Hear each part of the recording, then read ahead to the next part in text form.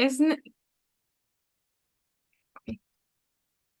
Bueno, buenas tardes a todas y todos. Vamos a continuar con los seminarios del curso de tópicos avanzados en bacteriología y hoy le toca a Kylie González Sánchez este, sobre un tema que tiene que ver con quorum sensing y una bacteria que es muy interesante, que creo que es de mucho interés de Kylie, que es Ralstonia solanacearum, que es un patógeno importante, fitopatógeno importante y digamos que esa es la presentación que voy a hacer por vos.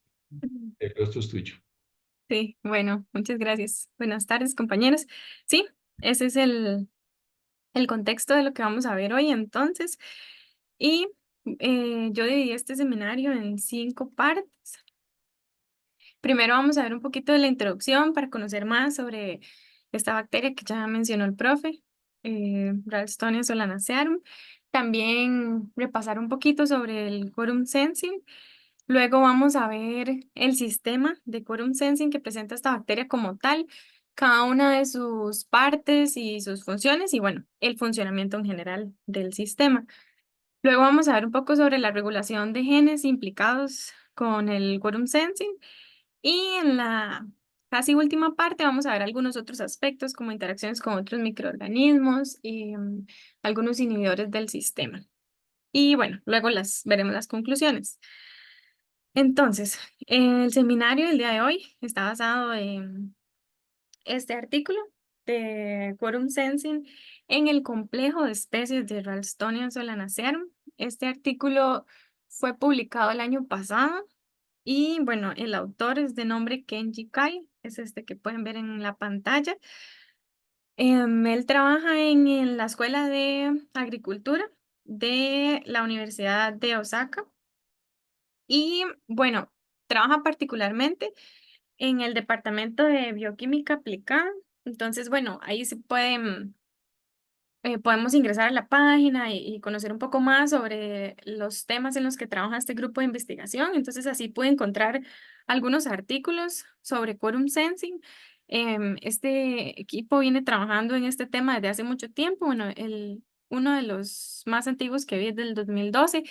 En general, no solo en Ralstonia, sino en otras especies. Y también bueno, han trabajado con Ralstonia solanacearum, otros temas que no son solo quorum sensing. Entonces, esto es muy interesante porque es un equipo que tiene amplia experiencia en el tema que vamos a ver hoy. Bueno, entonces, como para iniciar la introducción, vamos a hablar de la especie Ralstonia solanacearum, que es una especie, bueno, es una bacteria gram negativa que podemos encontrar en el suelo. Pertenece a la familia de perdón, a la clase de las betaprotobacterias.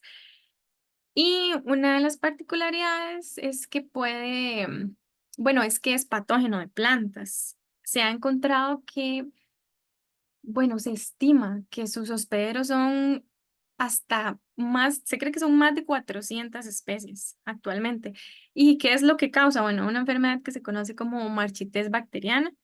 Entonces, aquí quería mostrarles una imagen de más o menos las características que se empiezan a ver en las plantas, que son una decoloración del tallo.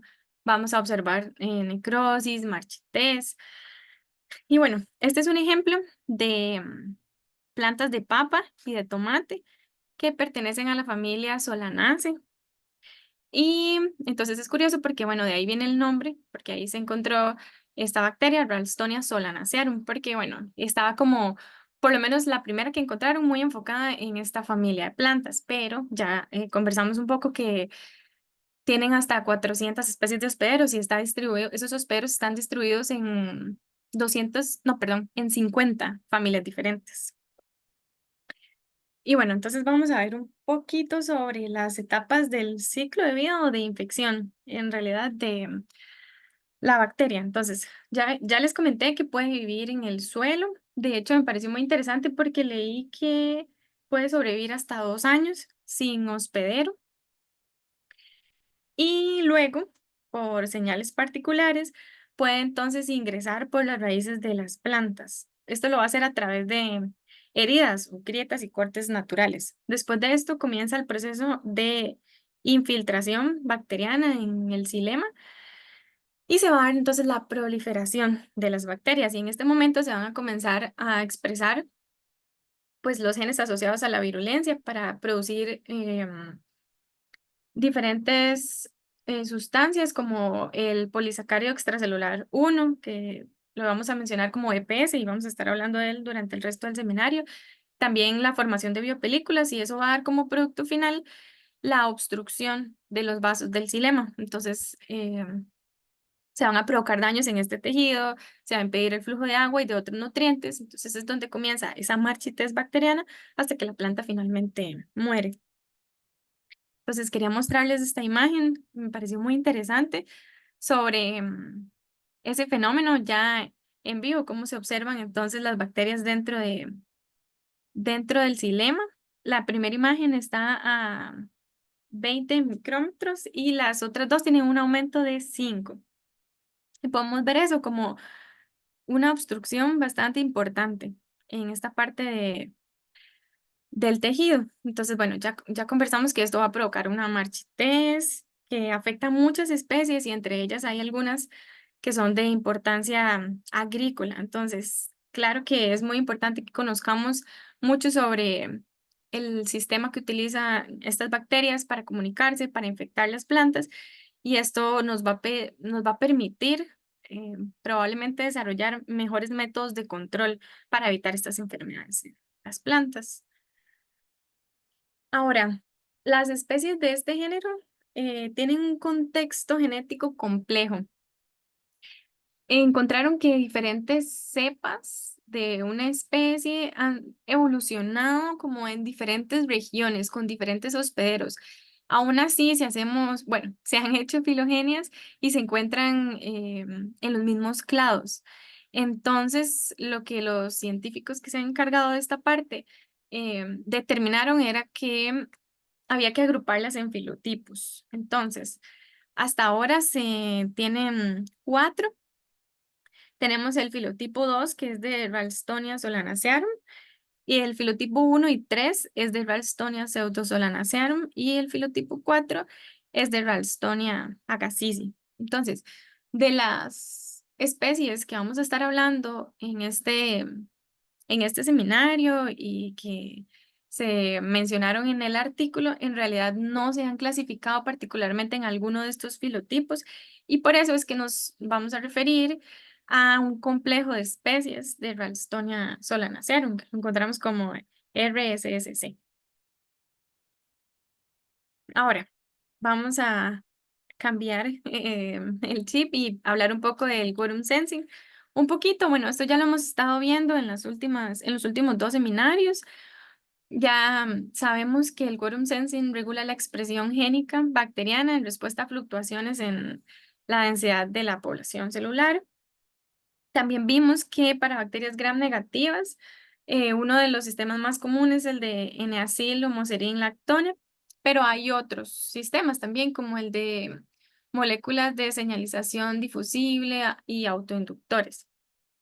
Entonces, a modo como de repaso, esto lo vimos en el primer seminario, me parece. Tenemos los sistemas HL, donde las sintetasas de tipo LuxR producen autoinductores específicos que se difunden de manera extracelular y cuando tienen una concentración adecuada, entonces van a ser detectadas por receptores de tipo LuxR que se van a unir específicamente al dominio de unión al ligando. Y bueno, esto va a generar la unión a regiones promotoras y se va a activar los genes específicos que regula el sistema. Pero también tenemos el sistema de 2 componentes que detecta señales de autoinductores.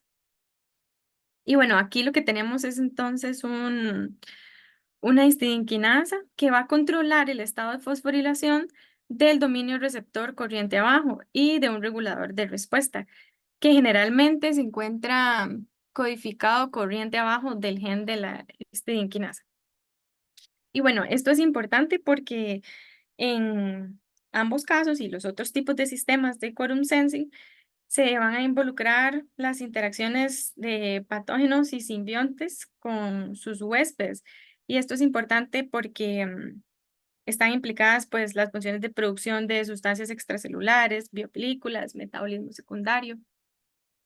Ahora, particularmente en este complejo de especies de Ralstonia solanacearum, el sistema de quorum sensing está implicado en cada uno de estos pasos que vimos anteriormente. Y son los que a través de la detección de estas señales se va a poder dar cada paso, desde ingresar por las raíces hasta la proliferación y la producción de los factores de virulencia.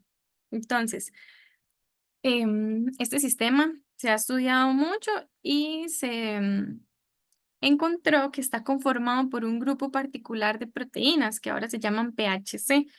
Por lo tanto, en este artículo el autor propone que llamemos al sistema de Quorum Sensing sistema PHCQS.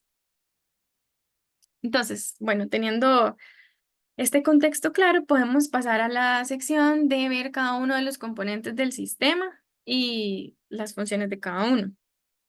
Así que primero tenemos a PHC.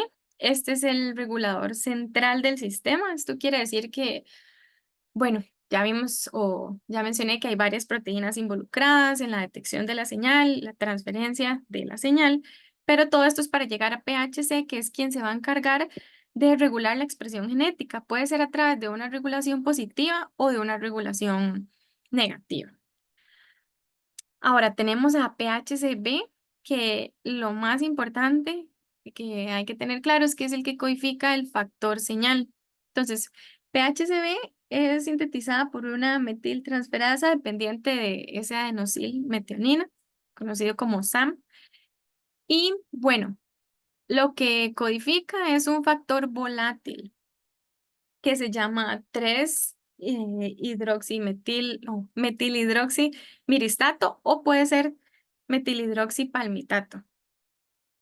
Y bueno, estos están involucrados directamente en la activación de PHCA, el regulador central que vimos anteriormente.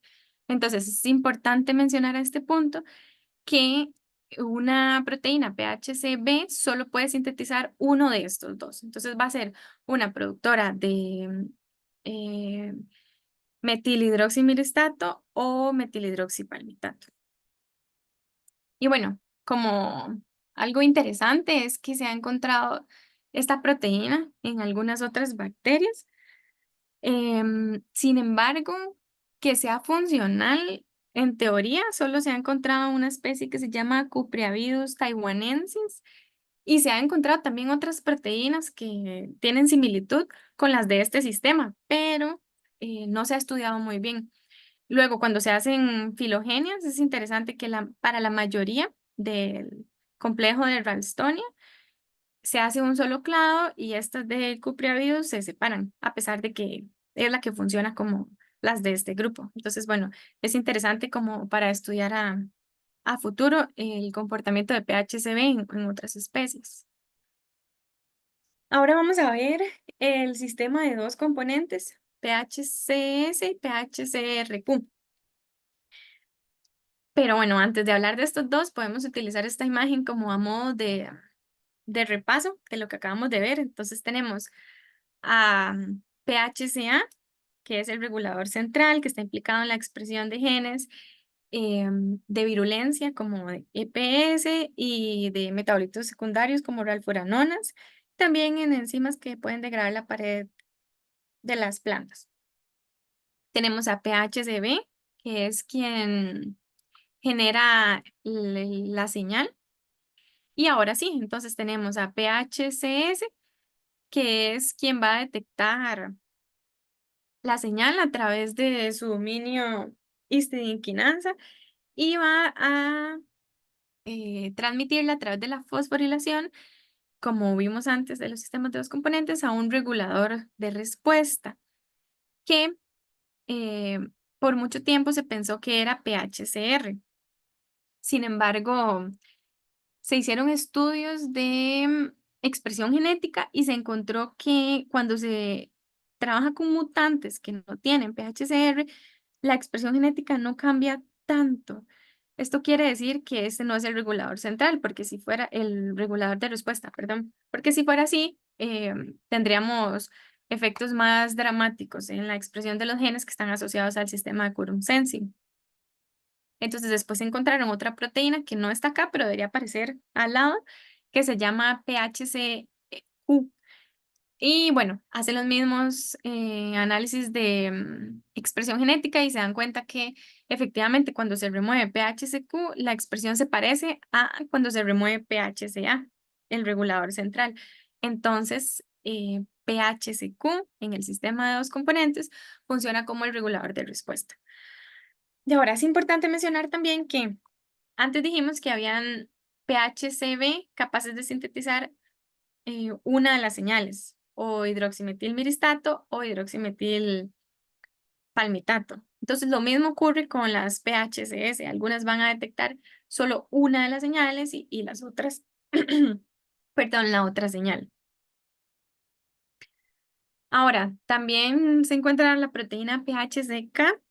Este también funciona como un sistema de dos componentes. PHCK es el sensor histidinquinasa que tiene un dominio transmembrana y puede detectar señales. Sin embargo, no se ha encontrado cuál puede ser el regulador de respuesta asociado a PHCK y tampoco se conoce bien cuál es la señal que lo activa. Sin embargo, se conoce que es importante para la activación transcripcional de PHCA. ¿Y cómo saben esto? Lo mismo. Acá se hace otro análisis de expresión genética y se observa que cuando no está PHCK, entonces em, los genes que se encuentran activos son parecidos a cuando se elimina PHCA. Entonces, bueno, también este es todo un tema complejo porque se sugiere que puede ser que el sistema tenga un mayor grado de complejidad también y que sea una parte para recibir las señales y otra parte para regular. Y esto podría entonces estar implicado en un sistema como un poco más exclusivo. Pero bueno, aún falta un poco de investigación alrededor de este tema. Lo importante es saber que también tiene pues una implicación en la activación de PHCA. Bueno, ahora tenemos las señales de las que ya hablamos un poquito, ¿verdad? Hidroximetilmiristato y palmitato. Ya dijimos que son detectadas por PHCS, pero que vamos a tener de dos tipos, ¿verdad? Una para cada uno. También conversamos que son sintetizadas por PHCB. Tampoco se sabe muy bien si se necesita algún cofactor. Es probable que sí, pero pues no se conoce hasta ahora. Y pues es importante mencionar que utilizan precursores que son obtenidos a través de la síntesis de ácidos grasos. Y bueno, ¿qué tan específica entonces es la detección de esta señal? ¿Verdad? Como hablamos para cada uno de los tipos. Realmente esta solo va a detectar el hidroximetilmiristato y esta solo el hidroximetilpalmitato. Entonces, bueno, se han hecho diferentes ensayos para probar esa hipótesis y voy a mostrarles algunos de ellos. Por ejemplo, este es la formación de biopelículas en una cepa que en teoría detecta solo hidroximetilmiristato. Entonces, bueno, estos son los niveles normales de la cepa silvestre. La segunda barra son los niveles cuando se trabaja con un mutante sin PHCB, es decir, sin la proteína que produce la señal. Y vemos cómo disminuye bastante. Ahora, ese mutante se complementa con hidroximetilmiristato, que son las barritas más oscuras, y también con palmitato. Pero entonces acá podemos observar que los niveles aumentan casi al nivel, de hecho más que el nivel de la cepa silvestre, cuando se agrega el miristato. Y no pasa con el hidroximetilpalmitato. Sí aumentan los niveles, pero tiene que ser a una concentración mucho mayor. Entonces, eso refuerza esa idea que la señal sí es específica. Y bueno, acá tenemos el mismo ensayo, pero en este caso se trabaja con otra cepa que se llama K60. Y esta eh, detecta más bien el hidroximetilpalmitato. Entonces, en teoría vemos un efecto contrario. Ese también reacciona al hidroximetilpalmitato, perdón, miristato, pero se necesita también mucha concentración para llegar a un alto nivel. Estas dos gráficas, bueno, funcionan parecido. Esta es la cepa de hidroximetilmiristato y esta de palmitato, y podemos observar los mismos efectos, ¿verdad? Cuando se agrega miristato, los niveles aumentan. Esta es para la producción de metabolitos secundarios. Y acá pasa al revés, ¿verdad? Entonces, cuando hay palmitato, los niveles se recuperan mucho más rápido que utilizando la otra señal. Entonces, sí es bastante específico. Aquí tengo como otro ejemplo, pero este es de la formación de EPS. Y la cepa lo que produce es hidroximetilpalmitato. Entonces, lo que se observa son, bueno, este es el control, ¿verdad? Entonces son estas líneas blancas, la formación de EPS y bueno, se recupera mejor cuando se añade hidroximetilpalmitato. Ahora, en este caso, tenemos el porcentaje de virulencia en una cepa silvestre, ¿verdad? Entonces es la barra negra. Tenemos un mutante de PHCB, como los de las segundas barras, y vemos cómo disminuye, que es la línea celeste. Ahora, ese mutante se complementa también con hidroximetilmiristato, la cepa que lo puede producir, y vuelve a sus niveles casi normales. Se hace lo mismo con la otra, o sea, una cepa que puede, una PHCB que puede producir hidroximetilpalmitato, y entonces los niveles no se pueden recuperar de la misma manera, quedan como en el mutante. Entonces, bueno, todos estos ensayos son muy interesantes y reflejan que definitivamente hay una especificidad de la señal y que la producción de metabolitos secundarios y el EPS1 también requiere estas señales QS. Entonces, ya ahora que vimos todas las partes, podemos hacer como un resumen del sistema. Aquí podemos ver integrado todo lo que hemos visto, ¿verdad? De los precursores para que PHCB pueda formar alguna de las dos señales que van a ser detectadas por el sistema de dos componentes de PHCS. Aquí sí tenemos correctamente a PHCQ, también a PHCR, que ambos participan entonces en la activación de la transmisión de la señal y la activación de PHCA. Y bueno, como este se encarga de regular un montón de genes que están implicados también con estos mecanismos de virulencia, como la producción de ralstonina, DPS1 y ralfuranonas. Bueno, también tenemos acá a PHCK, que es la misma imagen que vimos anteriormente, que también está implicada en la activación de PHCA. Se desconocen como los otros componentes de este sistema. Ahora vamos a pasar a la parte de regulación de genes y ver un poquito sobre la expresión diferencial. Entonces, acá tenemos un perfil de expresión genética. Podemos ver un poco lo que estaba hablando anteriormente, pero ya visualmente tal vez es más fácil como repasarlo. Entonces, tenemos la expresión de una cepa silvestre. Tenemos acá los genes regulados de manera positiva, es esta, ¿verdad? La OE1, y acá los que están regulados de manera negativa. Ahora tenemos esa expresión, pero en diferentes mutantes. Tenemos a la par PHCR. Entonces, vemos que cuando PHCR está ausente, sí hay un cambio, pero no es tan drástico. Por eso era que mencionaba anteriormente que cuando hacen estos ensayos se dan cuenta que no es el regulador de respuesta porque al eliminarlo, pues el sistema sigue funcionando en algunos aspectos, o en la mayoría. Y esto es súper diferente a cuando se trabaja con, por ejemplo, el más drástico es el mutante de PHCA, ¿verdad? Vemos que la expresión genética cambia totalmente, es casi contraria a la cepa silvestre, a la expresión de la cepa silvestre.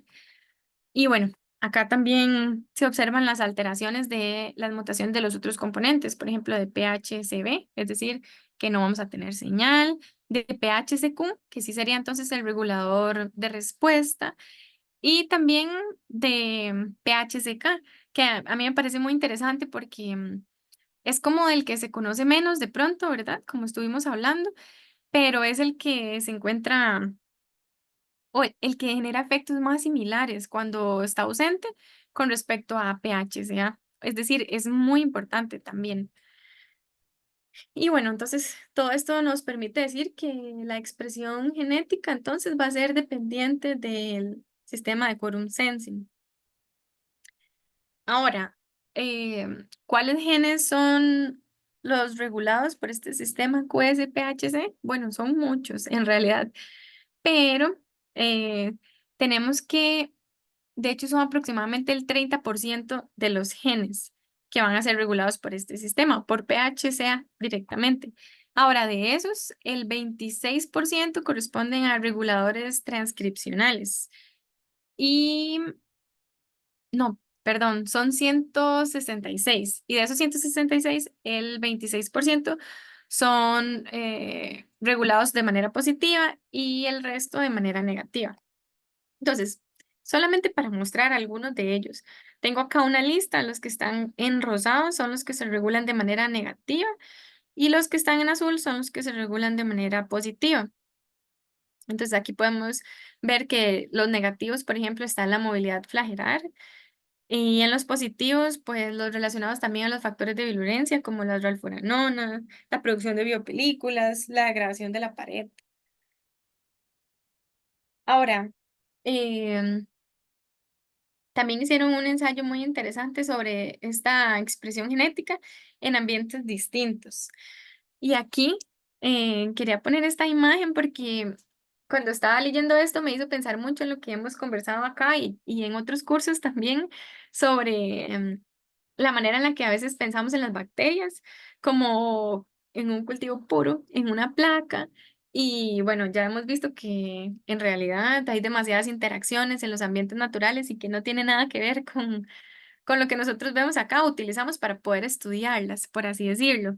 Entonces, precisamente, un grupo de investigadores hizo la comparación de esta expresión de genes, pero en ambientes diferentes donde uno de ellos va a ser en cultivo puro y el otro va a ser en ambiente natural. Entonces, observan que en ambos casos son 386, me parece, la cantidad de genes que están siendo regulados, pero observan que la mayoría de ellos tienen, bueno, acá hay un pequeño error porque es la mayoría son los que se regulan de manera similar, es decir, de manera positiva en planta y de manera positiva en el medio.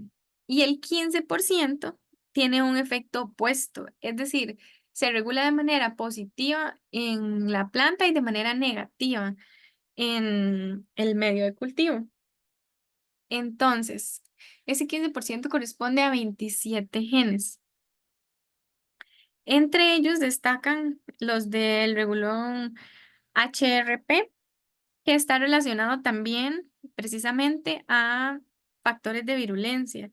Entonces, esto es muy interesante porque quiere decir que no se expresa cuando hay condiciones ricas de nutrientes, ¿verdad? Porque no lo tenemos expresado en el medio, pero sí en la planta. Entonces, esto podría relacionarse con la capacidad de las bacterias de no incurrir a esta expresión de genes en momentos ricos en nutrientes, ¿verdad? Que es lo que tenemos en el medio.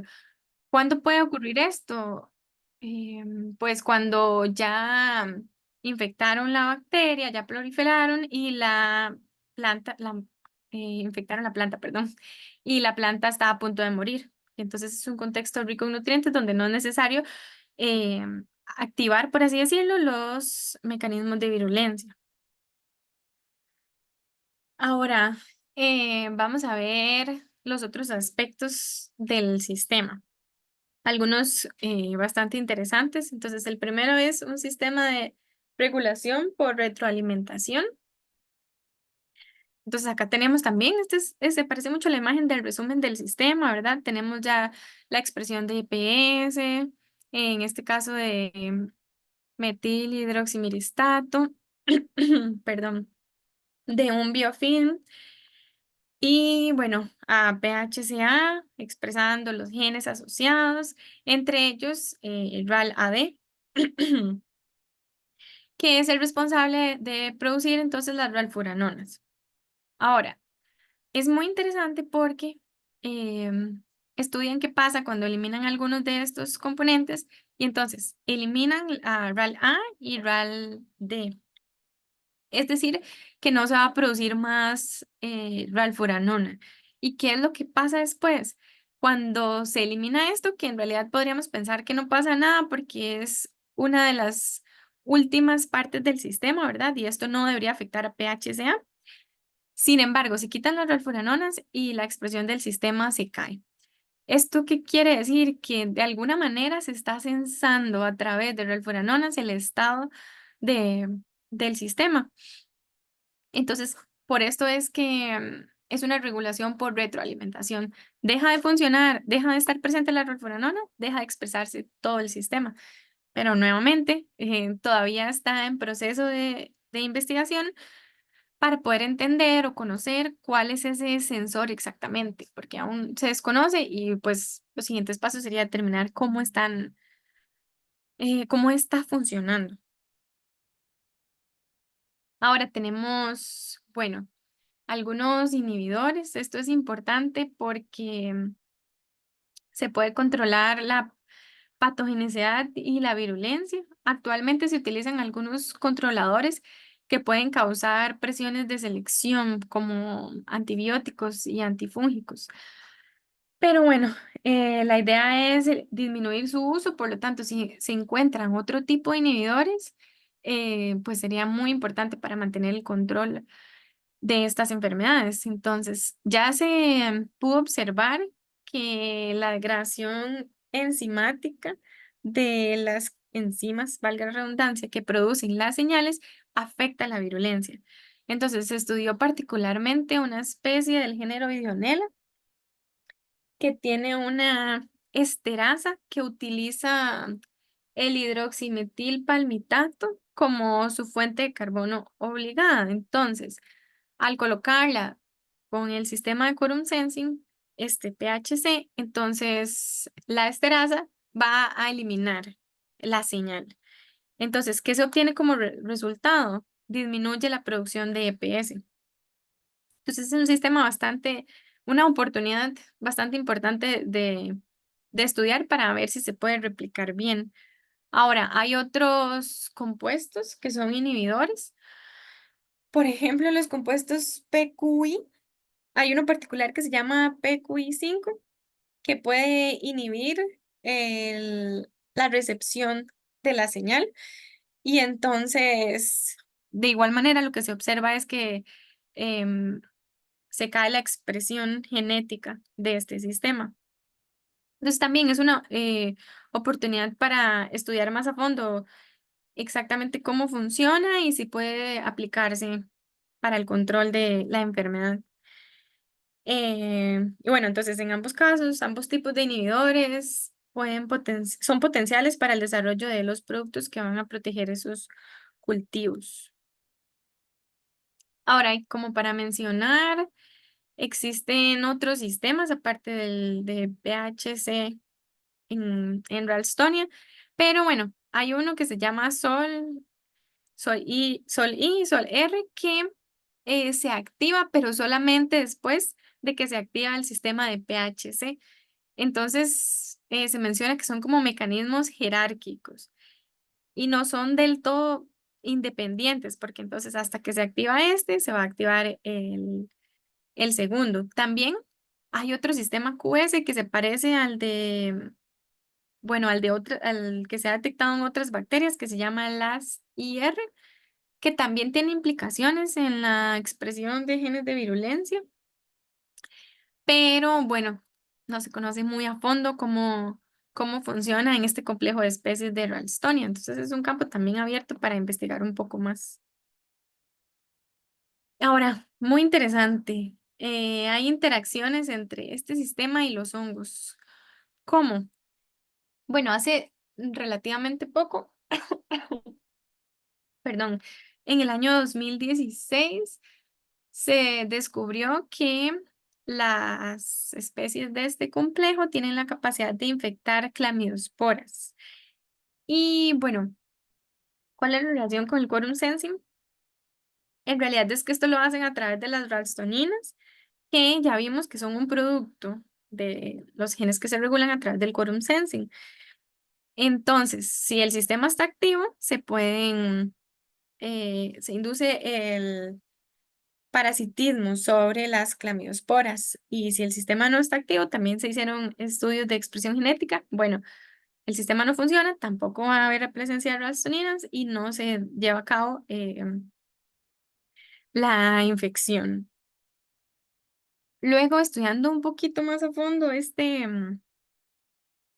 sistema, ven que, bueno, no solo las ralstoninas, sino igualmente, ¿verdad? La formación del biofilm, la presencia de PS1 tienen una importancia para que este complejo de especies de Ralstonia pueda infectar las hifas. De hecho, se forma primero ese biofilm y después se da la formación de la clamidospora y la infección.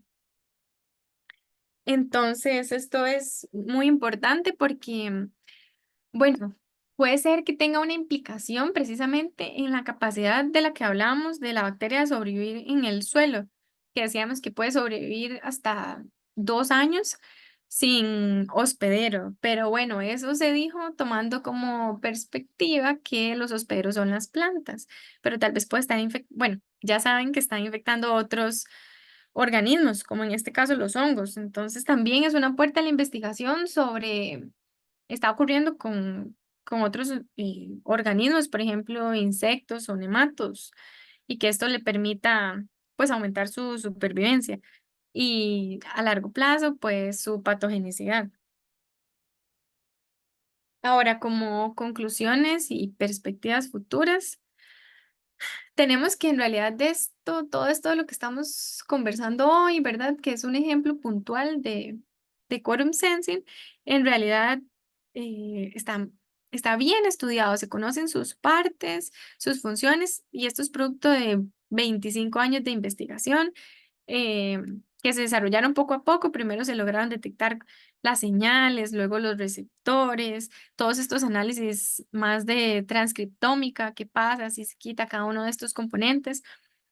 Es muy interesante, pero a pesar de eso, que está muy bien detallado en la mayoría de sus partes, hay algunas proteínas y genes de las cuales no se conocen detalladamente las funciones. Entonces, eso lo hablé en muchos de los, o lo mencioné en las proteínas particulares, entonces también es un camino todavía pendiente para comprender un poco mejor el sistema. Luego, hay sugerencias de que se podría estudiar más cómo funciona exactamente durante la infección y utilizar también técnicas visuales para, para complementar y comprender mejor.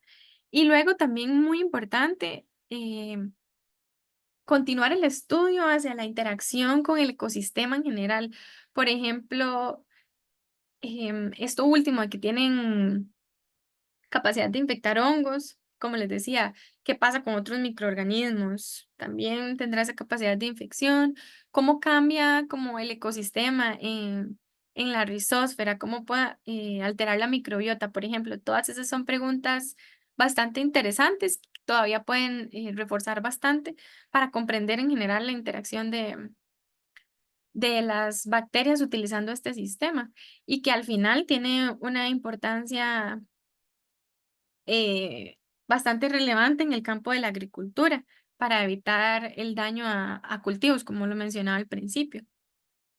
Entonces, bueno, definitivamente este sistema de Quorum Sensing PHC ejerce un rol importante y, como les decía, con implicaciones para el control de esta enfermedad en muchos de los cultivos. Y bueno, esa es mi parte. No sé si alguien tiene alguna pregunta o comentario. Muchísimas gracias, Kailen, por la presentación. Yo tengo varias consultas, varias dudas, pero voy a permitir que mejor los compañeros empiecen con las preguntas. Ajá. Randa, Ay,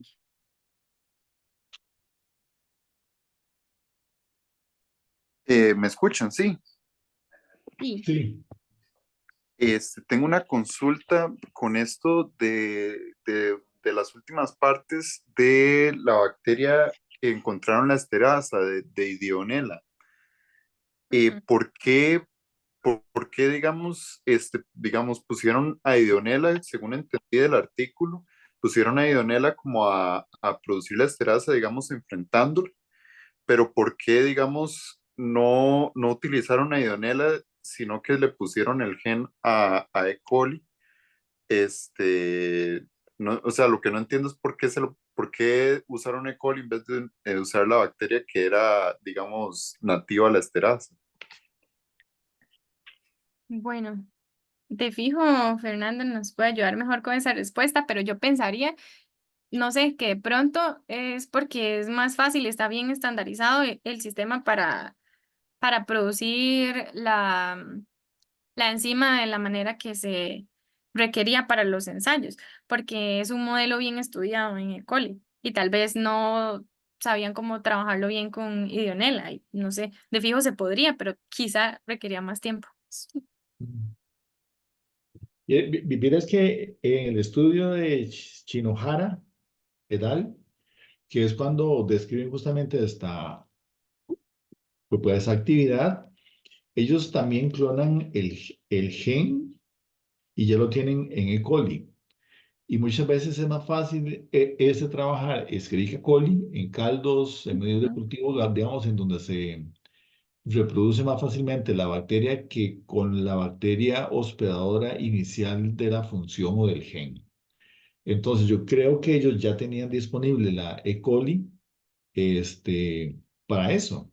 Entonces, en consecuencia, si ya tienen el gen purificado, digamos, el gen con la función hace una purificación de la enzima y entonces queda mucho más fácil hacer los ensayos. Ujú.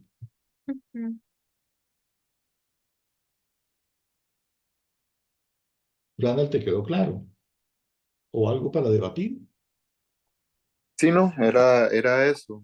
Yo me imaginé que iba por ese lado, pero Mm. es que, digamos, no tenía idea, digamos, del contexto de Idionela, en realidad. No sabía si era, digamos, que justamente eso, que tal vez era más costoso cultivarla que E. coli. Vamos a ver, no, vamos a ver, no es tan, no es en términos de costos, es en términos de condiciones estandarizadas, digámoslo así más o menos. Ahora, esta bacteria Ideonella, es una bacteria sumamente interesante porque se encontró una cepa de la especie Saccariensis, que es una cepa que degrada plásticos, y esa es una bacteria. Entonces, no deja de ser una bacteria, digamos, sumamente interesante desde el punto de vista biotecnológico, porque sirve justamente, vamos a ver, aunque los plásticos usualmente en la naturaleza más bien tienden a ser degradados por hongos, particularmente el PET, esta bacteria tiene genes, digamos que biotecnológicamente pueden ser sumamente interesante para muchas cosas.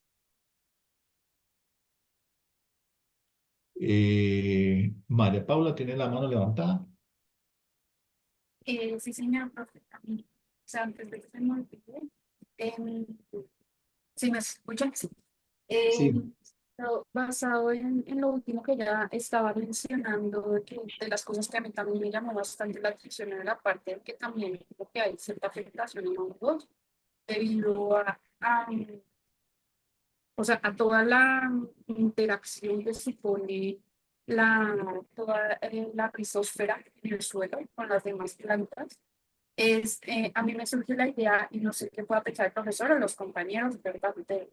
Basados en lo que vimos, en qué papel jugarían los sistemas secundarios del sol, creo que era sol, y Bueno, Raziel, creo que, en comparación del PHC, ¿verdad? Pues porque ahí nos hablaba como regulación de la virulencia, porque pues, nos hablaba que estos sistemas adicionales tienen funciones específicas de activándose en diferentes etapas de la infección. O bueno, fue lo que yo había entendido, ¿verdad? Entonces, ¿cómo sería la integración de esta red regulatoria en general de las RSSC, ¿verdad? En- y cómo sería o sea, no sé cuál es la importancia de esto, porque es mantener conectado todo, ya llevándolo a lo natural, ¿verdad? No en el laboratorio, sino en el suelo real, que todo está como tan conectado, y más que las fases que invaden el suelo por completo y conectan absolutamente todo, e incluso me llega a la mente la afectación que pueden tener en el propio suelo, ¿verdad? Entonces, no sé qué piensan ustedes sobre eso. Yo pienso que cada vez que tengo la oportunidad de estudiar algo nuevo sobre bacterias, me doy cuenta como que es bastante complejo eso que dice usted, como esa red, ¿verdad? Hay demasiados aspectos importantes y que se interconectan y que definitivamente aislamos las cosas para poder entenderlas mejor como tal, pero no podemos, en esa visión macro, no se puede dejar de lado las implicaciones de los diferentes sistemas, por ejemplo. Entonces, me parece como muy chiva, pero yo considero que es como todo un reto, ¿verdad? Poder llegar a describir todo eso de una bacteria, porque en realidad es bastante. Pero creo que un sistema como este serviría mucho para como completar ese rompecabezas, ¿verdad? Porque vimos como, bueno, esto juega un papel importante en la expresión, pero no sabemos cómo. O hay alguien que está haciendo falta. Entonces, si pudiera ser algo así, donde podamos ver como todos esos elementos del sistema, definitivamente podríamos entender mejor en general y llenar esos vacíos. Exacto, e incluso pensar que entre los mismos sistemas, tanto el principal como el secundario, pueden estar de alguna manera sincronizados para activarse. Entonces es como, no sé, o sea, cuando yo leí la parte de los hongos, bacterias y plantas, ahí como que todo se ve de una manera, o sea, se me hizo súper interesante para, o sea, para estudio, pero Sí. al mismo tiempo lo complejo que puede ser entenderlo, porque estamos muy limitados en el laboratorio. y es que yo creo que, como dice Kylie, cuando uno empieza a estudiar una bacteria, usualmente uno empieza a estudiar un gen y después otro. Yo en mi tesis doctoral me enfoqué en solamente un gen de un sistema ahí, y es algo sumamente interesante porque era describir la función de ese gen en particular. Pero después de cuando uno estudia durante 25 o 30 años un modelo, creo que en este caso en particular nosotros apenas estamos rascando un poquito la superficie,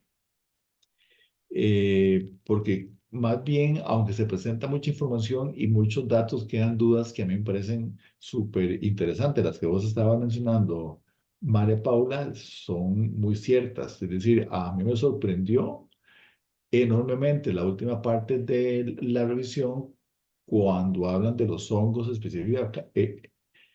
específicamente con Fusarium, que es un hongo que está en muchas partes y que, aunque se dice usualmente que esta bacteria desaparece después de los 2 años en el hospedero, pensando obviamente en la planta, vamos a ver, no deja de ser muy fascinante porque nos podemos imaginar una gran cantidad de interacciones adicionales.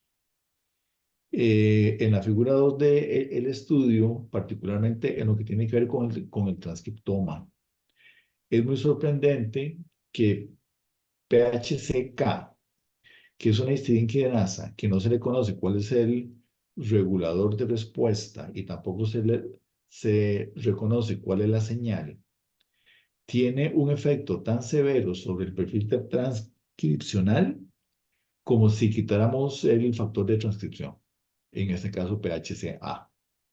Entonces vean ustedes que el efectos, y tal vez si nos vamos a la figura uno, creo que era la diapositiva, esta puede ser, ¿ok? Entonces vea que si bien la revisión del trabajo se hace sobre este sistema PHCS, PHCR, PHCQ y cómo influyen sobre PHCA, ahí quedan muchas otras cosas más que mencionar.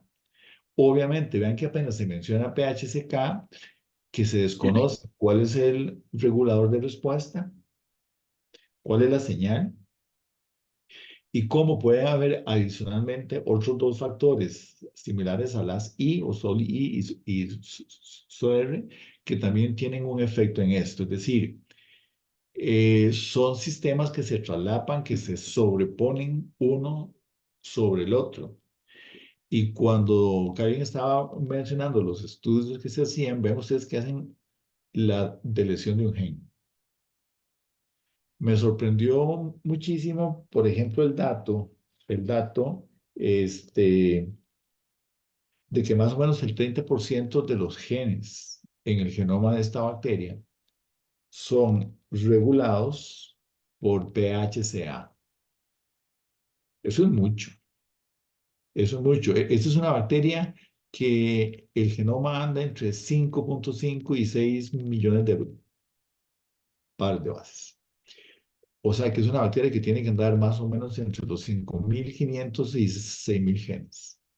Eso implica entonces que por lo menos el dato que ponen en el artículo, 787 más 794 genes son los que se regulan por este sistema. Es una cantidad significativa, estamos hablando de más de 1.500 genes. Es muchísimo, es muy grande. La transcripción y posiblemente se mencionan estos otros, como les mencionaba, PHCK, las I, SOLI, SOLR, pero es perfectamente posible que tengan muchos más. Y el abordaje que se hace de gen por gen es haciendo una deleción por cada uno de los diferentes genes para ver luego cuál es el efecto que tiene. Es una estrategia sumamente lenta y engorrosa porque construir estas mutantes tampoco es tan fácil y volverlas a recombinar con el genoma bacteriano y luego hacer la complementación con el gen de wild type en un vector, por ejemplo, no, vamos a ver, es algo que no deja de ser relativamente complicado. Eh, no sigo. Le paso la palabra a el resto de los compañeros si tienen más dudas, más comentarios. Yo tengo como una duda de algo que no me terminó de convencer y no sé si tal vez que yo tengo como una idea errónea de versatilidad metabólica, pero en el artículo se dice que PHA regula positivamente los genes de la virulencia y negativamente los genes que funcionan más para vidas fuera del hospedero, como vida saprófita. Ujú. Y además que regula negativamente genes relacionados con la fijación de nitrógeno y fósforo y otros metabolitos como pareciera que no tan importantes, diversos y no sé qué. Pero cuando hacen un estudio del mutante para PHA, ven que ese mutante para PHA es más versátil metabólicamente. Y entonces yo hubiera pensado que si es más versátil metabólicamente, eso le va a ayudar más como en su virulencia, tal vez, en, sí, no sé, como ser más competitivo en su huésped y así. Entonces como que no entiendo muy bien, no puedo como calzar que el mutante de PHA sea más metabólicamente activo, aún más porque luego dice que regula positivamente para muchos genes relacionados con transportadores ABC y ABC es como, o sea, si a mí me dicen ABC, yo pienso en versatilidad metabólica, me explico. Sí. Entonces como que no me termino de calzar y no sé si no sé cómo hacerlo, no sé cómo entenderlo, cómo unir todo esto. Calen, ¿tienes una respuesta para Valeria? ¿Cómo lo No, interpretarías? no, es que lo que sugiere es que entonces es más versátil el mutante PHCA, ¿verdad? Ah, exacto, sí. Y PHA regula positivamente para los ABC. Sí, no, a mí también me costó como entender esa Ajá. parte. Eh, en realidad, porque pensé lo mismo, como yo pienso que la variación se da en esa capacidad de respuesta a las diferentes condiciones, que es lo que Ajá. hace Exacto. PHCA, pero sin él, no, la verdad, no sé, no tengo una respuesta clara. Comparto en realidad la inquietud.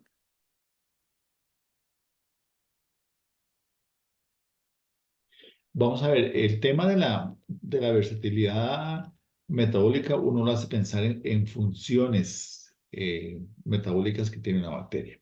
Entonces, cuando hablando de versatilidad, son bacterias que tienen muchas funciones diferentes que pueden estar funcionando simultáneamente o no, o que se activan bajo ciertas condiciones o se activan bajo otras condiciones. Ese tipo de bacterias, las ralstonias, así como otro montón más, santomonas, las mismas pseudomonas, son bacterias que se parecen a algunos aspectos fundamentales. Estamos hablando de bacterias que usualmente son de vida libre, son bacterias que tienen muchísimas rutas metabólicas, una bacteria que tiene 5.000, 6.000 genes, cumple para muchas funciones, versus bacterias como Escherichia coli que tiene 4.000 genes o Staphylococcus que tiene 2.500 genes. Son bacterias que su versatilidad metabólica es mucho menor. Cuando una bacteria tiene muchos genes, significa que tiene mayor capacidad metabólica para existir en muchos espacios y muchos pues, ambientes diferentes. Los genomas se van haciendo cada vez más pequeños, particularmente en bacterias que se va restringiendo el tipo de nicho que pueden colonizar o el tipo de hospedero que pueden infectar. Los micoplasmas, que son una de las bacterias que tienen los genomas más pequeños, son bacterias estrictamente pericirculares. Las riquecias también tienen genomas pequeños y son bacterias intracelulares fuera de la célula eucariota no viven. Mycobacterium lepra tiene un genoma más pequeño que Mycobacterium tuberculosis, que a su vez tiene un genoma más pequeño que otras micobacterias, digamos, que de vida libre. Entonces, a mayor capacidad metabólica, eso corresponde a un mayor contenido de genes. Simplemente con ver el tamaño de, de el genoma, ya uno puede empezar a sospechar de las capacidades metabólicas que tienen estas bacterias. 5.000, 6.000 genes, si bien es cierto, no son los genomas más grandes que hay en el mundo bacteriano, pero son relativamente grandes. Y eso implica entonces que tienen muchas funciones metabólicas. Ahora, ahora, por la información que se presenta acá, si bien es cierto, ellos dan cifras de más o menos 1.500 genes, 1.600 genes que son regulados por PHCA. Esto da la impresión de que PHCA es un master regulator, que significa que puede regular muchísimas funciones dentro de las células bacterianas, pero es apenas el 30%. Hay otro 60%, o un poquito menos del 60% de genes que no son regulados por este sistema. PHCA está como en el centro, en el core de la respuesta metabólica. Si ustedes se van a la figura 2 del transcriptoma, Karen, si lo puedes compartir otra vez, por favor. Mm, creo que está. Esa, ¿ok? Vean ustedes que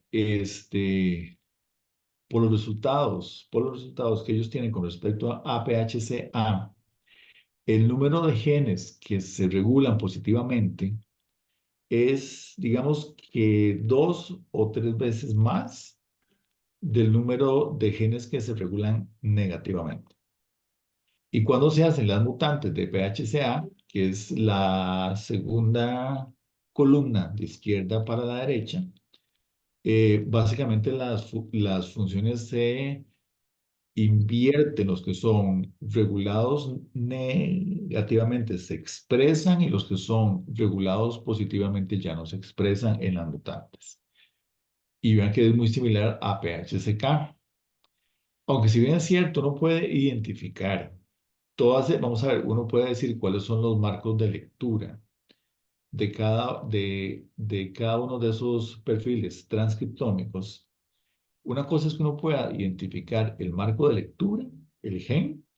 Otra cosa muy diferente es que la función de ese gen ya se encuentre descrita, que es muy diferente.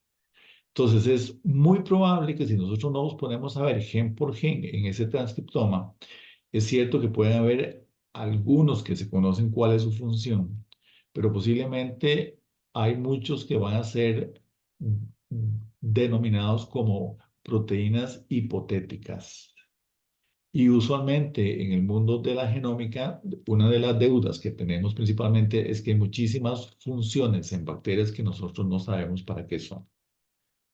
Más bien son más los genes que no sabemos para qué son que los genes que sí sabemos para qué son.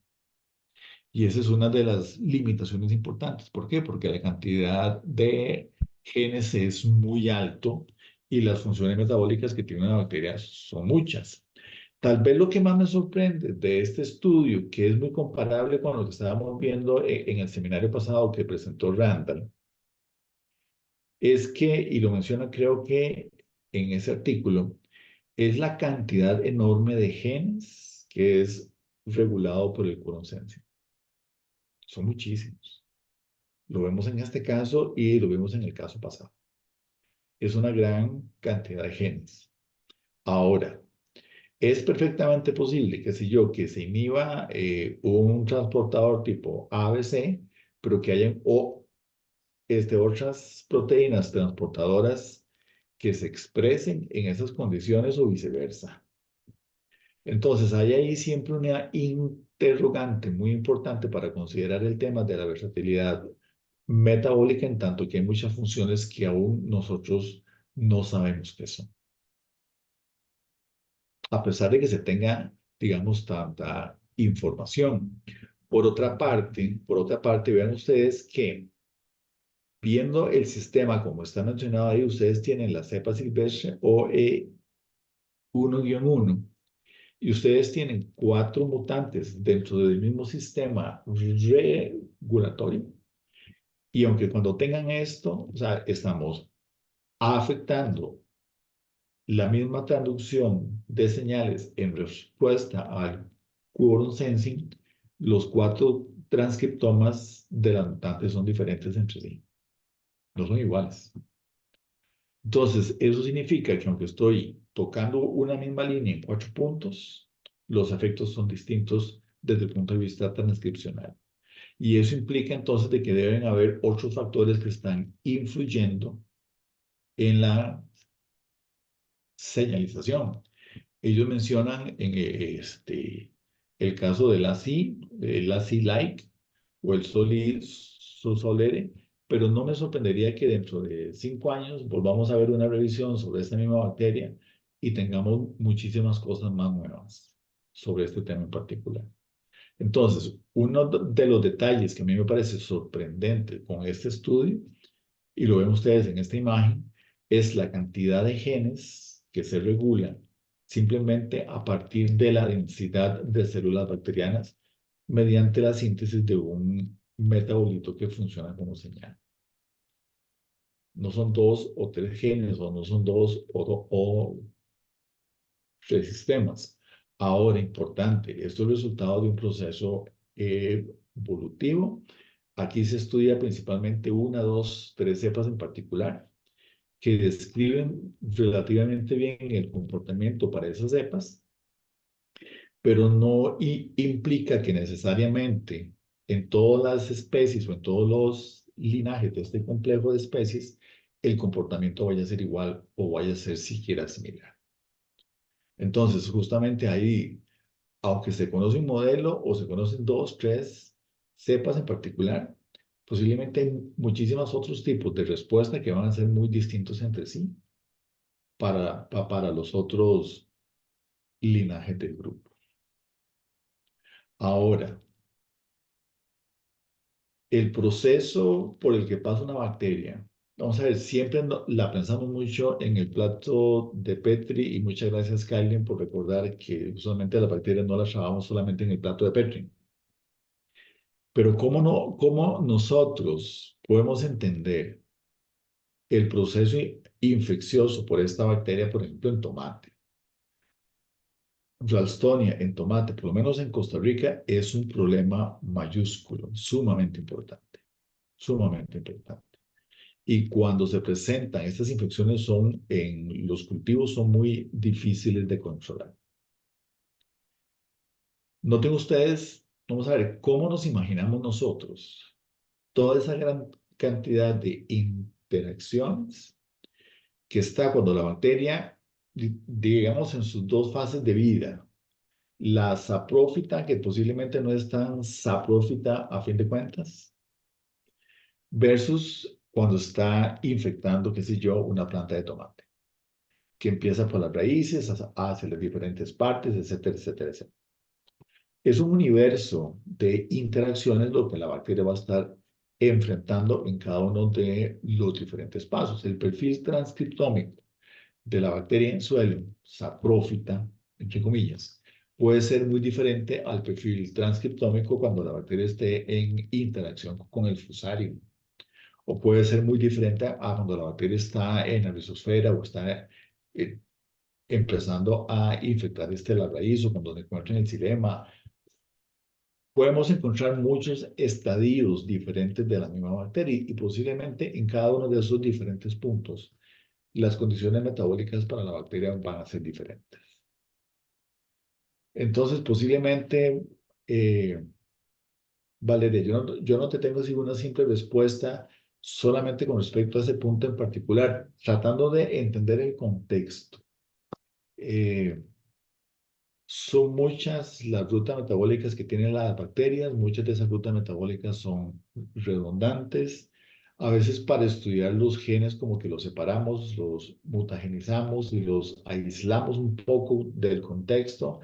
Eh, pero yo no sé si verdaderamente nosotros en estos momentos, con los sistemas computacionales que tenemos, que estamos manejando, podemos entender la dinámica de todas estas interacciones. Posiblemente en el futuro próximo, qué sé yo, con una computación cuántica o con inteligencia artificial, vamos a poder descifrar todos esos patrones de una manera mucho más fina. Creo que dije muchas cosas, Valeria, pero no sé si te contesté la pregunta. Eh, Debo ser franco. sí, pero entonces eh, tal vez sea como arriesgado de parte de ellos aseverar que es más metabólicamente activa la mutante, porque hay un montón de cosas que no se saben, un montón de funciones que no se saben. Mira, sí, pues coincido con vos. Este análisis superficial, eso es lo que sugiere, que es Ujú. esta metabólicamente más activa. Pero vamos a ver, hay que tener mucho cuidado cuando uno toca estos interactomas tan complejos que tienen las bacterias, porque no solamente tiene que ver con ausencia o presencia de gen, sino que tiene que ver obviamente con la expresión de cada uno de los genes en cada una de las diferentes condiciones. Y si los transcriptos que se utilizan son utilizados, qué sé yo, para la síntesis de las proteínas con funciones enzimáticas, hay que ver entonces la tasa de la función enzimática de cada una de las proteínas en el sistema. Entonces sí, podría ser tal vez un poco aventurado hacer una afirmación en la forma en que lo hacen en el artículo. Coincido con vos. Profe, Profe, y, perdón, dale. ay, es que no encontré para levantar la mano, no sé por qué, pero bueno, no es que me estaba preguntando, digamos, como con su respuesta, ¿verdad? Como todo lo que mencionó. Sí es como decía la compañera, riesgoso, creo que fue la palabra que usó. Bueno, o usted dijo aventurado decir que es más versátil metabólicamente, o tal vez no, porque no se están refiriendo a ninguno de los mecanismos o vías particulares, sino que como dice usted, o sea, como un análisis general, y este es el resultado. Y ahora, porque lo están haciendo como muy general, tal vez no lo están encasillando como en este sistema o en alguna vía particular. Tampoco están hablando, sí, sí, no sé, como el funcionamiento muy puntual. Es que fue lo que pensé cuando usted dijo que en realidad todo tiene como una relación. Entonces no sabemos como cuál es o cómo va cambiando la expresión, qué cosas se pueden activar o no en ausencia de PHCA, que tal vez afecte la virulencia, pero no, no sé, otros aspectos.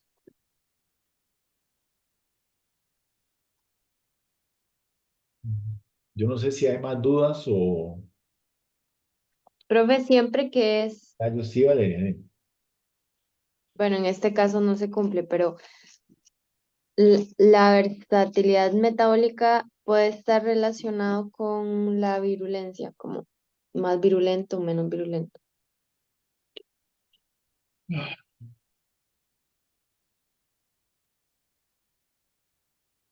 Vieras que yo, vamos a ver, las bacterias que tienen mayores capacidades para multiplicarse bajo diferentes condiciones, yo diría que tienen un mayor potencial eventualmente de Ujú. patología. ¿Ok? Ahora, hay que tener mucho cuidado porque tal vez no tenemos toda la información en estos momentos.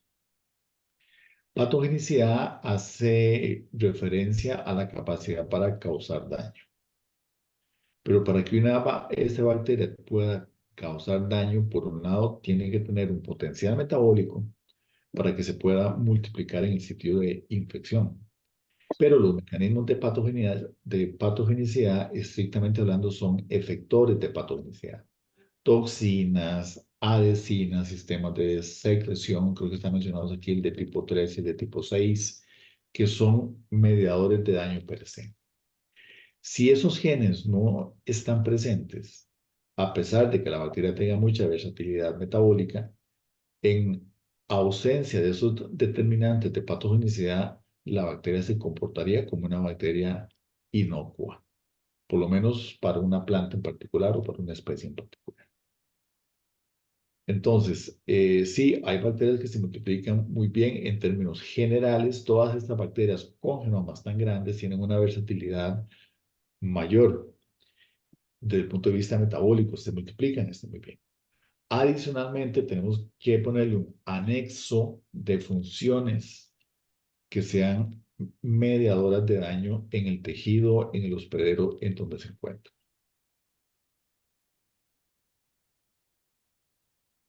Ok, gracias. Con mucho gusto, Manuel. Yo no sé si quedan más dudas o más preguntas de los compañeros. Sí, Diana. Bueno, yo eran dos y Salado Randall porque levantó la mano después de mí. Vieras que yo leyendo el gráfico uno me surgió una duda un poco extraña. El gráfico no, la figura uno, perdón. Y es que en la figura uno dicen que como que la parte más grisácea, luego la hablan como si definitivamente fuera así, pero en el pie dice como que las líneas más grisáceas son Bueno, partes que todavía no se han confirmado, sino que son una vía que todavía está como en un nivel un poquito más hipotético.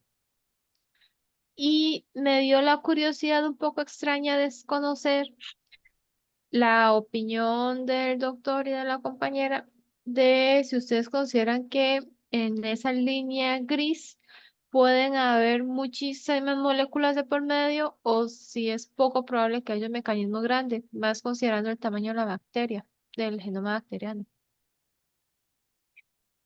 Bueno, yo puedo dar mi opinión. Creo que eso puede ser subjetivo. que es grande, que es pequeño, pero yo creo que podrían haber de fijo muchas moléculas involucradas, porque es más, solo si vemos el sistema de la par, ¿verdad? Estos ellos sugieren que es un sistema de dos componentes. Este lo ves y está un poco mejor estudiado y tiene como varias partes y aún no terminan de comprender, o sea, ya saben como que esto tiene una implicación directa sobre esta otra sección, pero aún hace falta como descifrar cómo, a través de qué vías exactamente, etcétera.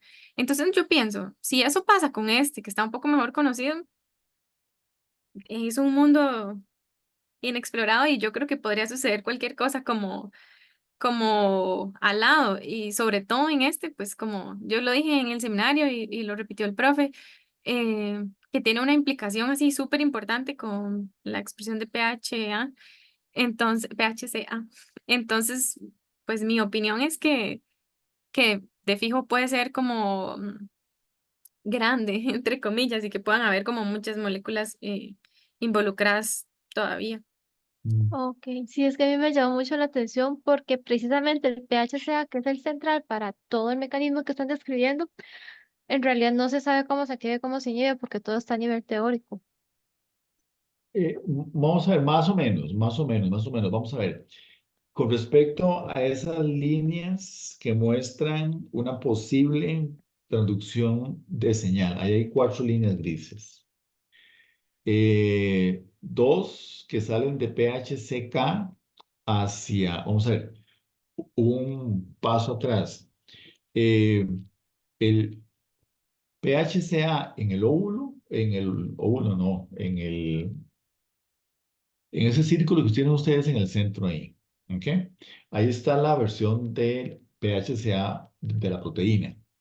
Y la flecha en la parte superior, un poquito para arriba, donde está por debajo del cursor que tiene Karen ahí. Gracias. Ese es el marco de lectura, ese es el gen, ¿ok? Entonces, vean ustedes que la señal que sale de PHCK hacia el gen, ahí dice que es posiblemente una traducción de señal porque las flechas son de color gris. ¿Ok? Las otras dos flechas que son de color gris es la que sale de PHCR hacia PHCA y la que sale de PHCQ hacia PHCA. Ambas también son traducción de señal. ¿Ok? Cuando es una traducción de señal, eso implica que la señal fosfolila PHCS y el grupo fosfato de alta energía se transfiere a PHCR o a PHCQ.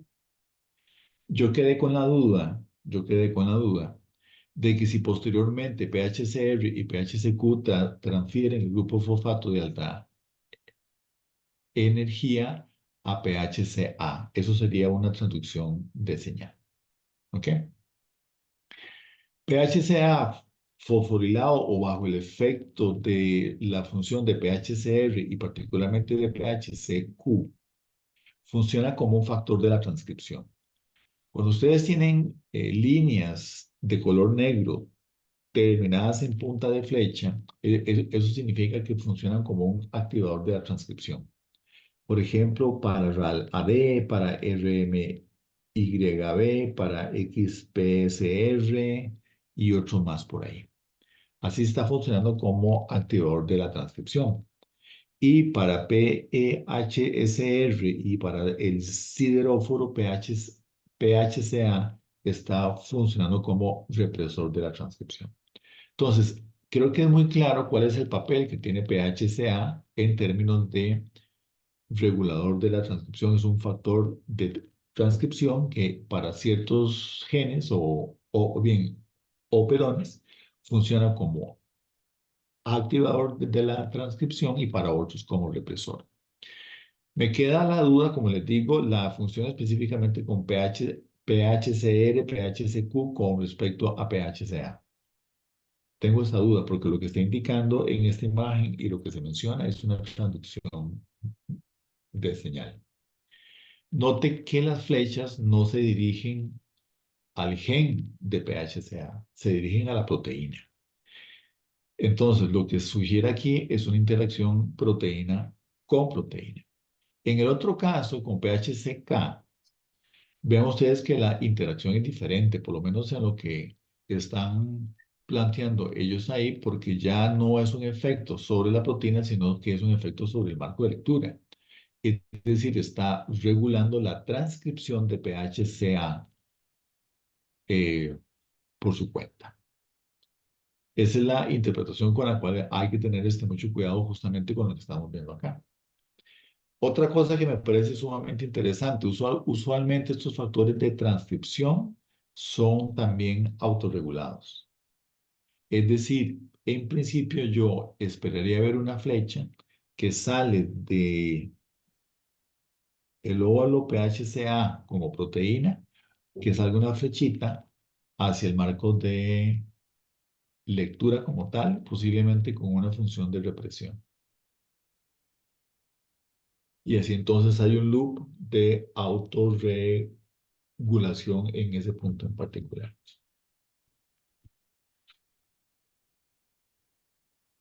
No sé si quiere mencionar algo más, Caín o Diana, sobre este punto.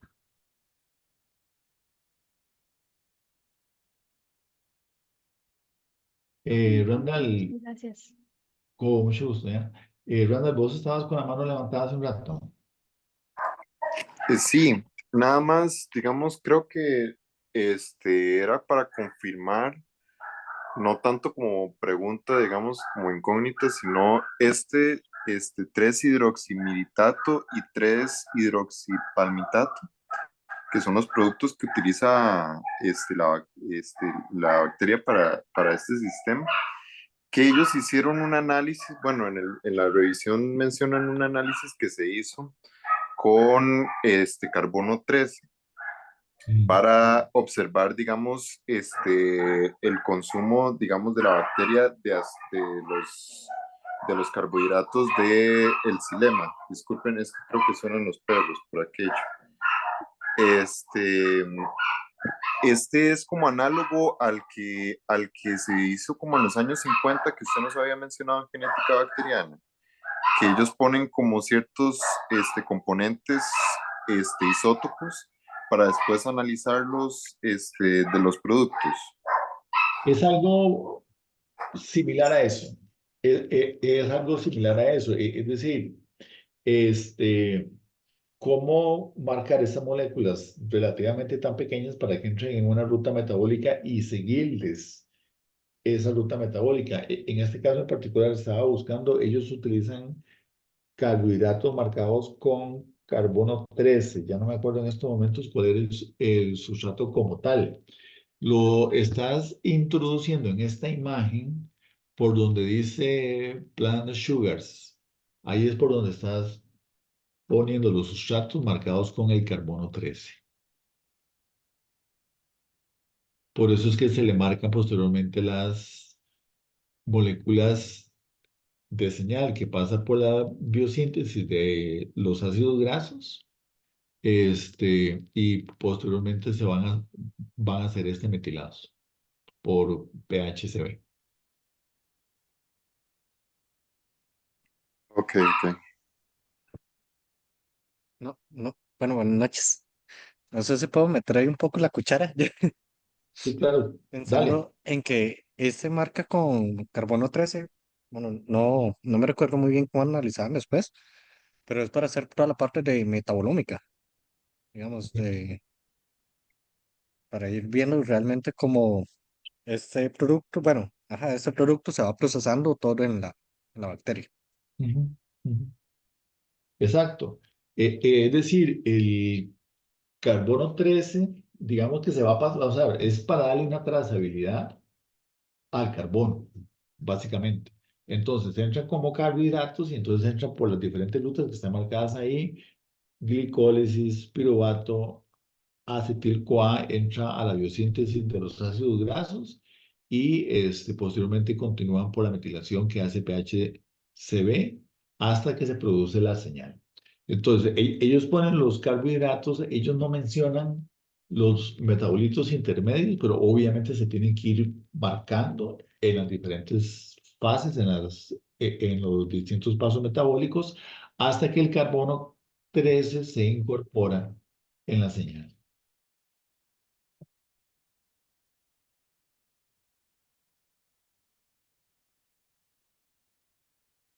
Estamos, Kenny, ¿me oíste? Sí, sí, sí. Sí, De hecho, sí, porque esos estudios, de hecho, un poco en el Ciprona también se intentan hacer correcto. para intentar definir las rutas metabólicas, enclarecerlas. Bueno, Max trabaja también mucho en eso, es Correcto. a través de Giselle.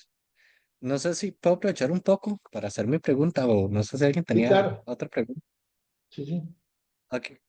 Mi pregunta era, digamos, guiar un poco a esta parte de metabolómica, pero cuando mencionaba lo de los hongos, porque en un momentito para recordarme, eran ay, no me acuerdo, mencionaba una molécula rapsicinas, algo así. Radiopuranona. No. Bueno, no me acuerdo en ese momento, vamos a ver, la marqué y todo. Es ralstoninas eran. Rapsoninas, sí, Ajá. muchas gracias. Entonces, queríamos, iba mencionando que cuando se hace un mutante se veía la deficiencia de las rapsoninas y también de la biopolícula y que nos hacía la infección prácticamente a los hongos. Mi pregunta es si a esas rapsoninas también en esa fase de metabolómica se le ha hecho un estudio de metabolómica para ver cómo es su proceso, porque también me parece muy interesante que este tipo de bacterias logran vivir hasta 3 años en suelos.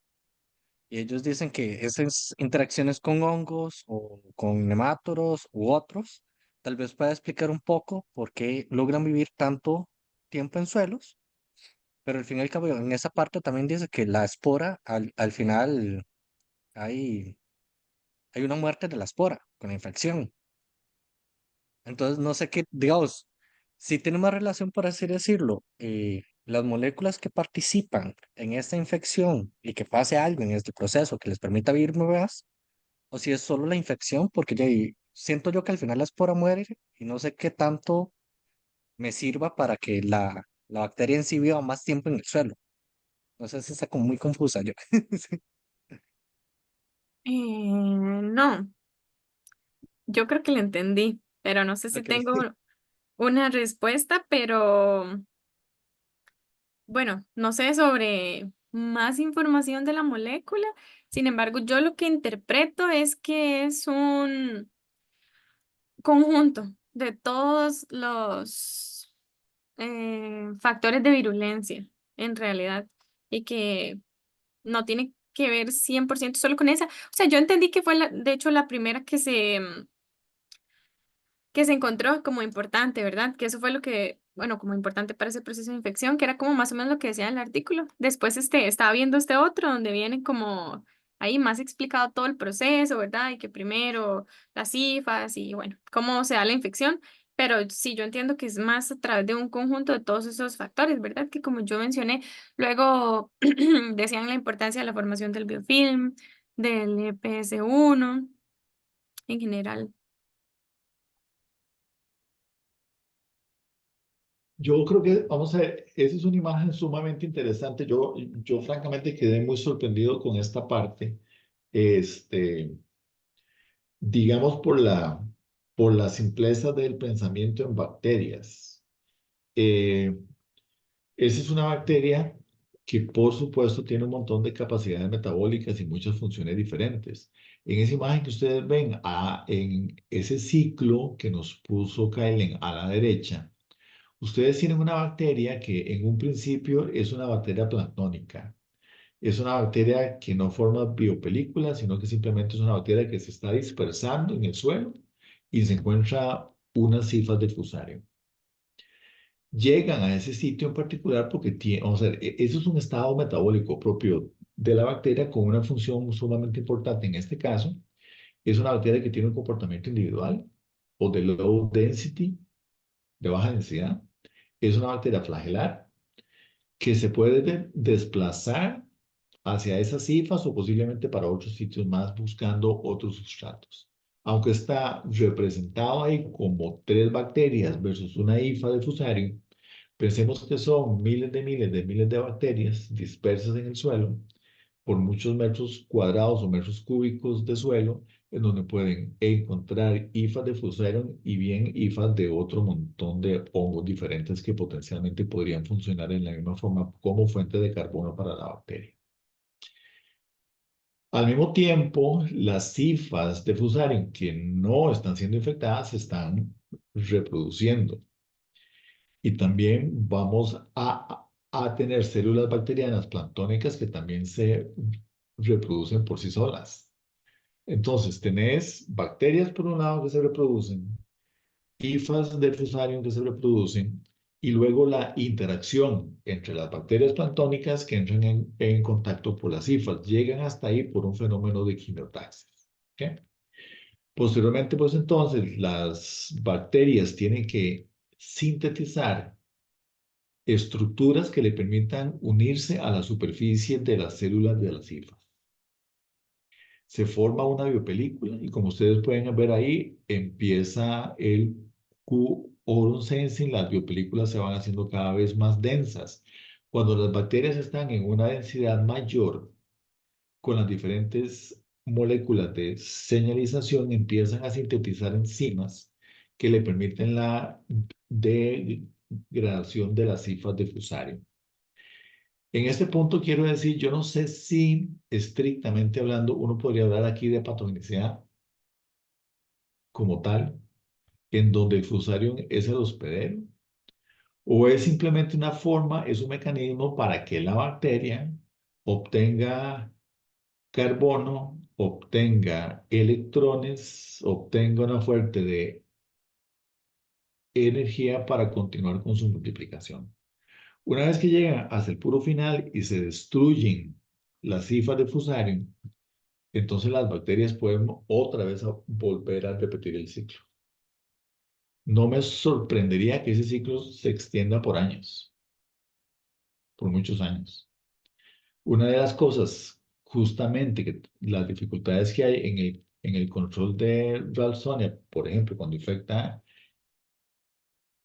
el tomate, es que es prácticamente imposible eliminar la bacteria del campo, de las parcelas donde está la bacteria. Y posiblemente una forma para entender cómo la bacteria se perpetúa en el tiempo de una manera que se pensaba como saprófita, es justamente con esa interacción con otros hongos o bien con insectos, también con otros tipos de células vegetales, que no es necesariamente tomate, por ejemplo. Entonces, hay muchas posibilidades. Esta parte, verán que me pareció sumamente interesante, sumamente sorprendente.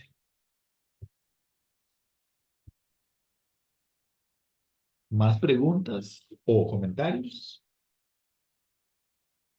No, bueno, yo iba a comentar, ya, Sí, dale, ya. añadiendo un poco a esto, que de hecho ahora me parece más interesante porque lo toma prácticamente como una fuente de carbón. Entonces, Sí, eso explicaría aún mucho más el hecho de claro. que sobreviviera tantos años y aún me parecería más interesante si se pudiera, claro, sería mucho más difícil intentar marcar como estos hongos, pero para ver la metabolómica detrás del proceso, porque ya, y también, como mencionan ellos, el hecho del biofilm también es importante para que se dé eso.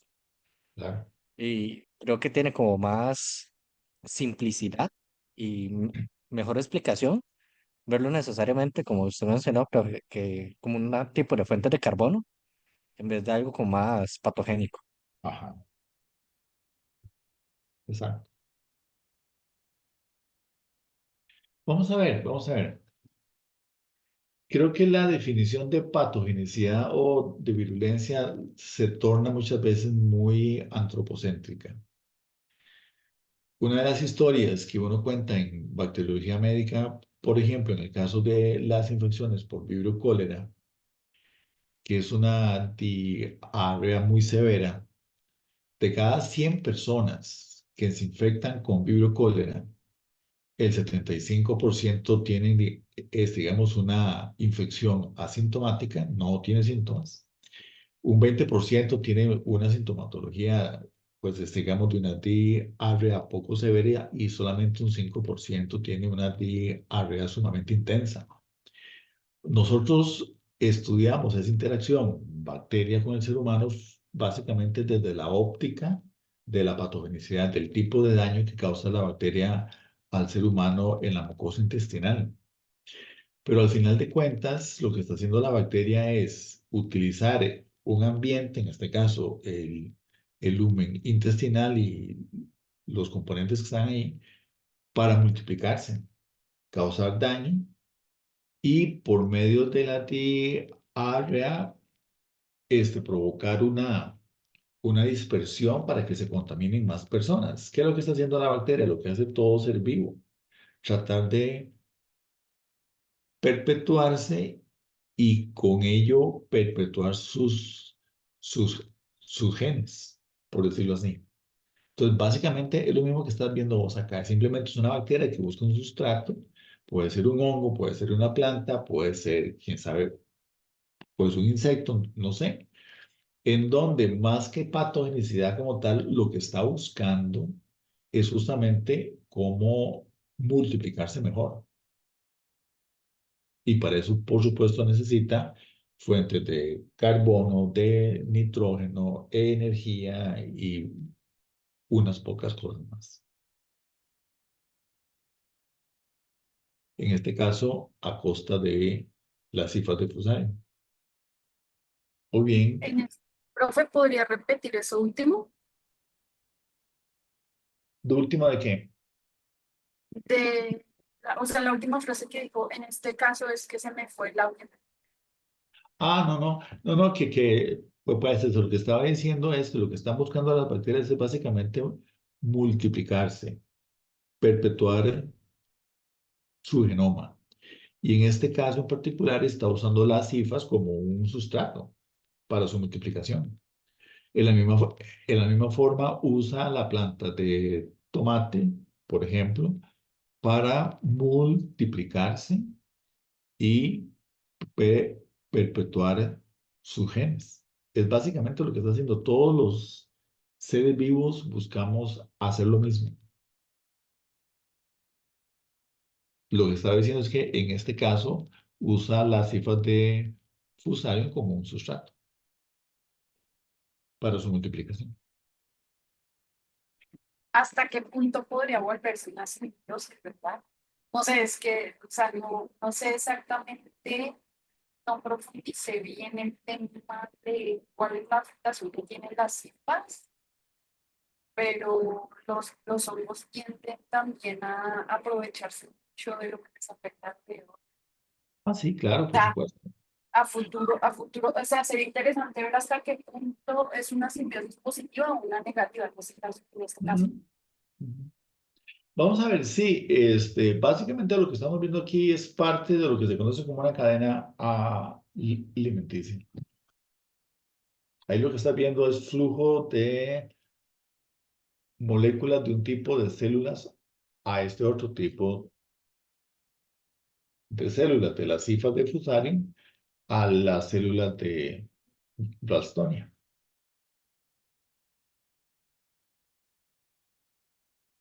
Y esto creo yo que está en una versión simplificada, porque otra vez, usualmente para entender estos fenómenos usamos esquemas muy simples, pero tenemos posiblemente miles de millones de hifas de Fusarium, miles de millones de células bacterianas en todos los estadios distintos eh, en un metro cúbico de suelo, digamos. ¿Más preguntas? ¿Comentarios? Si no, pues entonces damos por terminada la clase. Kailen, muchísimas gracias por la presentación. Estuvo muy buena, me gustó mucho. Muchas gracias. Sí, muchas gracias. Bueno, entonces damos por terminada la sesión. Que descansen y que pasen buenas noches. Profe, Chao. Chao. Muy buenas noches. Gracias. Buenas noches. profe. Profe. ¿Quién me habla? Yo, y creo que Andrea también. Sí, pero si quiere dar. Ok, no, que yo le iba a pedir si nos puede mandar la lista de los grupos para la segunda parte. Sí, está bien. Ya. Gracias.